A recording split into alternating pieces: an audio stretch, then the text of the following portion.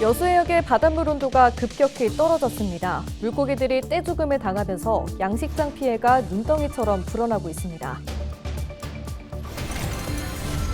제주항공 여객기 참사의 진상규명과 피해자의 권리 보장을 위한 특별법이 발의됐습니다. 유족협의회가 추천하는 인물을 조사위원회 안에 포함시키는 방안도 담겼습니다. 진도군이 대한민국 문화도시로 최종 선정됐습니다.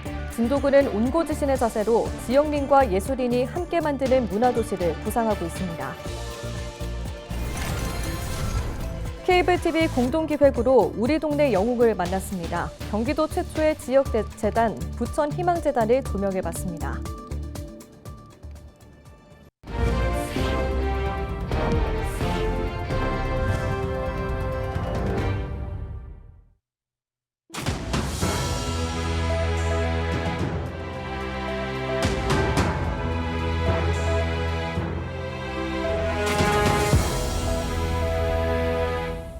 시청자 여러분 안녕하십니까? 헬로티비 뉴스입니다.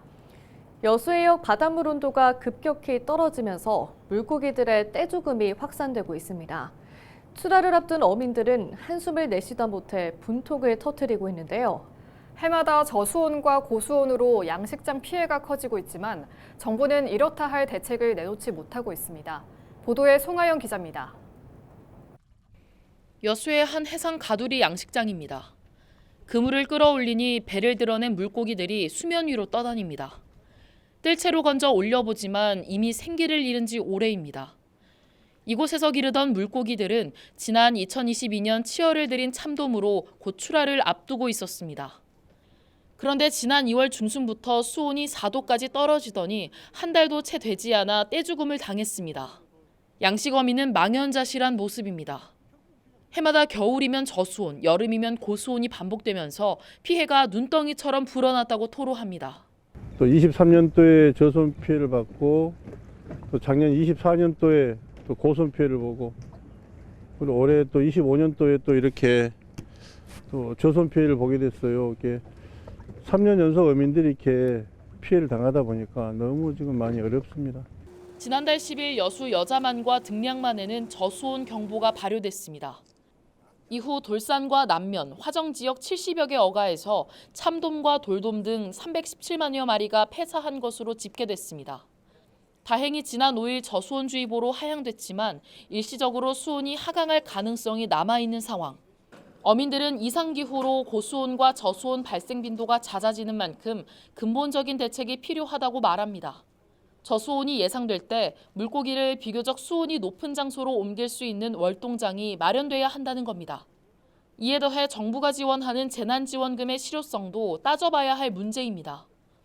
참돔의 경우 큰 크기는 1,800원대, 작은 크기는 500원대로 재난지원금이 지급됩니다. 이번 피해를 입은 참돔 대부분이 큰 크기인 점을 고려할 때 어민들이 지원받을 수 있는 규모는 시장가의 10% 수준입니다. 재해보험이 소멸성인데다 보험료가 비싸 어민들이 기피하는 상황에서 재난지원금마저 도움되지 못하고 있습니다.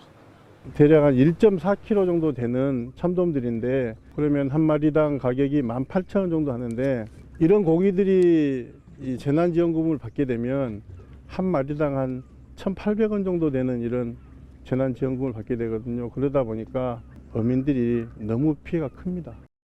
지난 10년 동안 전남에서 발생한 저수온 피해는 모두 5건. 이 가운데 가장 많은 피해 규모가 71억 원으로 집계됐습니다. 이번 여수 지역 저수온 피해 규모는 80억 원이 넘을 것으로 추산되고 있습니다. 헬로티비 뉴스 송하영입니다. 문금주 더불어민주당 소속 국회의원이 지난해 무안공항에서 발생한 제주항공 여객기 참사의 진상규명과 피해자의 권리보장을 위해 여객기 참사 피해자 권리보장 진상규명 특별법을 대표 발의했습니다. 문금주 의원은 유가족협의회에서 추천하는 2명을 포함하는 특별조사위원회를 독립적으로 구성해 직권으로 이번 참사의 진상규명을 밝힐 수 있어야 한다고 강조했습니다. 이어 국무총리 소속으로 여객기 참사 피해자 구제심의위원회를 구성해 유가족을 포함한 피해자에 대한 심리치료를 지원하고 참사 관련 가짜뉴스를 방지하기 위해 2년 이하 징역 또는 2천만 원 이하 벌금에 처하는 법안을 발의하게 됐다고 덧붙였습니다. 전남도가 완도와 제주도의 해상경계 권한제기 대응협의회를 열고 논의를 이어갔습니다. 제주도는 현재 전남도가 사수도 인근 해역에 승인한 풍안계측기 설치 공유수면 점사용 허가가 관할권을 침해했다며 헌법재판소에 권한제기 심판을 청구한 상태입니다. 위원들은 헌재의 지자체 간 해상경계 판결 사례를 분석하고 실효적 지배 근거 확보가 최우선이라는 점에 의견을 모았다고 밝혔습니다. 전남도는 해역의 실효적 지배를 입증할 자료를 지속적으로 발굴하고 주민의 어업권 보호에 나서겠다는 방침입니다. 전통 예술의 고장인 전남 진도군이 대한민국 문화도시로 선정됐습니다. 진도군은 지역의 소중한 민속문화를 계승하면서도 지역민과 예술인이 함께 만들어가는 문화도시를 조성한다는 계획입니다. 보도에 장혜원 기자입니다. 전통예술의 뿌리가 깊은 전남 진도군, 소치어령과 국창 신영희, 무손 박병청 등 저명한 예술인들이 진도의 민속문화 우수성을 알렸습니다. 또 씻긴국과 다시래기, 강강술래 등 국가 무형문화재와 유네스코 인류 무형유산으로 지정된 전통문화가 지금까지 지역 예술인들에게 전승되고 있습니다. 이런 가치를 인정받아 진도군은 전국 최초로 민속문화예술특구로 지정됐습니다. 문화를 이어가고 또 문화를 공연하는 사람으로서 굉장히 자부심을 느끼고 있고요. 많은 사람들이 오셔서 같이 해주셨으면 감사하겠습니다. 진도군은 지난해 말 지역 자원을 보존하고 생활인구 유입을 늘리기 위한 대한민국 문화도시 사업에 선정됐습니다. 올해부터 3년 동안 예산 198억 원을 투입해 전통문화를 보존하고 널리 알리는 다양한 사업을 추진합니다. 민속예술 콘텐츠와 전문 인력을 육성하는 프로듀스 진도와 젊은 예술인들을 발굴하고 지원하는 진도 예술스테이 등 모두 7개 사업이 진행됩니다. 진도군은 민속문화 예술의 가치를 이어가고 노래와 시, 서화 등 진도만이 가지고 있는 무형 자산을 콘텐츠로 개발해 국내외로 교류할 계획입니다. 저희가 갖고 있는 민속문화예술 이 원형이 그대로 보존만 되는 것이 아니라 미래지향적으로 예술 산업으로 갈 수 있도록 저희가 디지털 콘텐츠화 그리고 전통을 지키면서도 시대 변화에 맞춰 계승하고 발전시키겠다는 진도군. 이번 민속문화도시 사업을 통해 진도군이 세계적인 민속문화 중심지로 도약할 수 있을지 주목됩니다. 헤로TV 뉴스 장혜원입니다.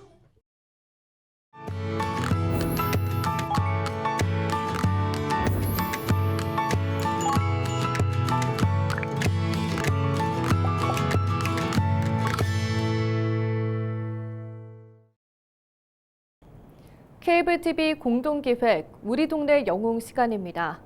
경기도 부천에는 주민 한 사람 한 사람의 정성이 모여 따뜻한 기부 문화가 꽃피고 있습니다. 올해로 출범 14년째를 맞은 부천 희망재단이 지역 기부의 마중물이자 소통창구 역할을 하고 있는데요. 부천의 기부천사로 불리는 정인조 명예이사장의 든든한 버팀목 아래 오랜 시간 지역사회 어려운 이웃들에게 온정을 나누고 있습니다. 경기도 최초의 지역재단으로서 이제는 부천의 자랑이 된 부천희망재단의 정인조 명예이사장을 이정하 기자가 만났습니다.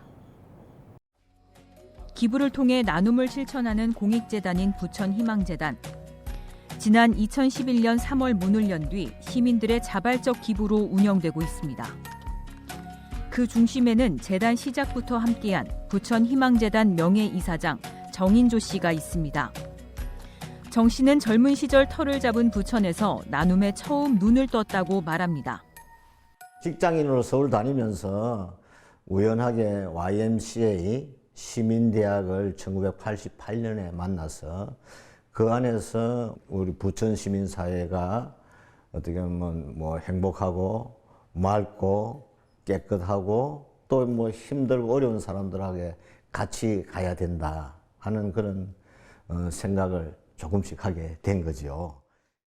정 씨는 지난 2017년 경기 사회복지 공동모금회에 1억 원을 약정 기부하며 부천의 8번째 아너소사이어티 회원이 됐습니다. 올해 74살인 정 씨.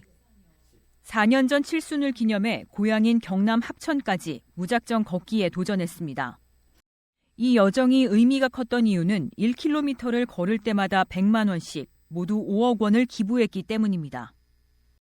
우리 나이로 70대는 2021년도에 여름에 임진각에서부터 저희 고향 마을까지 18일에 걸쳐 540km를 걸은 적이 있습니다. 고향에 대한 아슬한 추억, 많은 분들이 뒤에서 밀어주고 이래서 완주를 했습니다. 정인조 씨는 지난 2022년 기준 법정 기부금을 포함해 21억 8천만 원을 이웃을 위해 내놓았습니다. 이 기부금은 그동안 지역의 취약계층과 공익활동 지원을 비롯해 기후위기와 탄소중립 기부 등에 쓰였습니다. 이제는 연간 10억 원에 가까운 기부액이 모이는 부천 희망재단의 마중물이 됐습니다. 앞으로 정 씨는 유산 기부를 포함해 30억 원까지 기부하는 목표를 세웠습니다. 나이 들면서 웰다잉 문화운동, 유산 기부 운동입니다. 모범을 보이겠다고 생각해서 작은 아파트 하나를 신탁을 했어요. 제가 죽으면은 그 아파트 재산이 부천 희망재단으로 가게 하는 신탁을 작년에 한번 했습니다. 유산 기부 운동을 하려면 내가 먼저 해야지. 2년 전 부천 희망재단 이사장직을 내려놓은 정인조 씨. 현직에서는 떠났지만 정 씨가 일생 동안 뿌린 기부 철학은 점차 부천 시민의 일상 속에 자리 잡고 있습니다. 부천 희망재단은 지역 출신인 축구 국가대표 황희찬 선수와 함께 기부 문화 조성에 앞장서는가 하면 기부 마라톤 대회를 개최하기도 하고 지난해부터는 일상 속에서도 기부가 가능한 키오스크를 설치해 운영하고 있습니다.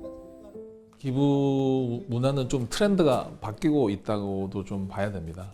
내가 기부하고 싶을 때 소액이라도 바로 결제할 수 있는 문화를 지금 만들어 가고 있습니다. 투명성을 바탕으로 해서 좀 더 부천에 든든한 그런 재단으로서 계속 오래 될 수 있도록.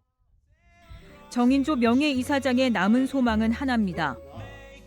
100만 원 좋고 1000만 원 좋고 아니면은 1%도 좋고 0.1%도 좋다. 내가 이 지구로 여행을 왔다.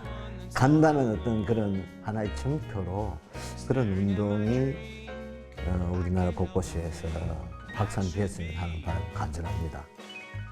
지역의 어려운 이웃을 위해 자신이 가진 것을 대가 없이 나누는 마음. 한 사람의 선한 영향력이 지역사회 곳곳을 밝히는 불빛이 되고 있습니다. 헬로티비 뉴스 이정아입니다.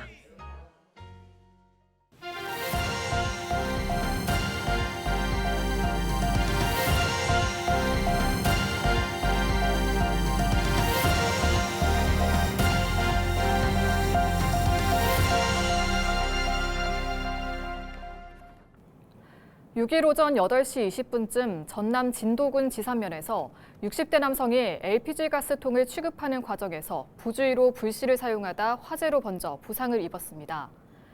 이 불로 주택 지붕과 주차장에 있던 전기차, 가스 배달용 화물차 등이 불에 탔고 A씨는 2도 화상을 입었지만 소화기로 재빠르게 불을 진화해 폭발 등 추가 피해를 막은 것으로 알려졌습니다.